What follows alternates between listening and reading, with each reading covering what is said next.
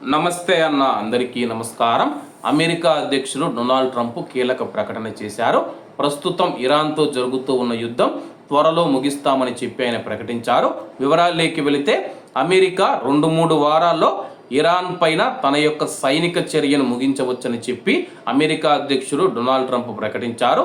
మేము చాలా త్వరగా ఇరాన్ పైన దాడులు చేసి తిరిగి వచ్చేస్తామని చెప్పి వైట్ హౌస్లోని ఓవల్ ఆఫీసులో విలేకరులతో మాట్లాడుతూ ఆయన అన్నారు. ఈ నిష్క్రమణ 2 వారాలు లేదా బహుశా 3 వారాల్లో జరగవచ్చని చెప్పి ఆయన తెలిపారు.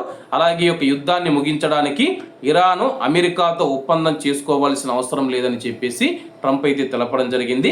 అమెరికా ఈ యుద్ధాన్ని ముగించడానికి విజయవంతమైన దౌత్యం ఇప్పుడు ఒక ముందస్తు షరతుగా మారిందని చెప్పేసి ఇరాన్ ఇప్పుడు ఒప్పందం చేసుకోవాల్సిన అవసరం లేదు.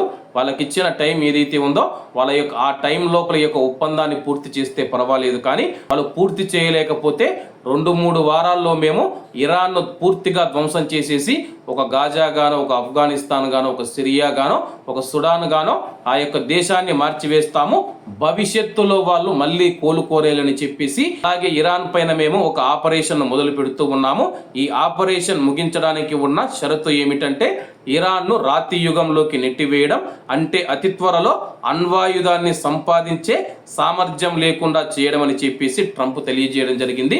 ప్రస్తుతం ఇరాన్ దేశం మనం చూసుకుంటే ఏప్రిల్ 6వ తేదీ లోపల ఒప్పందం పైన సంతకాలు చేసేసి అగ్రిమెంట్ పూర్తి చేసేస్తే యుద్ధం తక్షణమే ఆగిపోతుందని చెప్పేసి, ఏదైనా ఒకవేళ ఇరాన్ తన యొక్క అగ్రిమెంట్ పూర్తి చేయడంలో విఫలమైతే కానీ మేము చేసే దాడులు ఇరాన్ పూర్తిగా కోలుకోలేదని చెప్పేసి ట్రంప్ హెచ్చరించారు.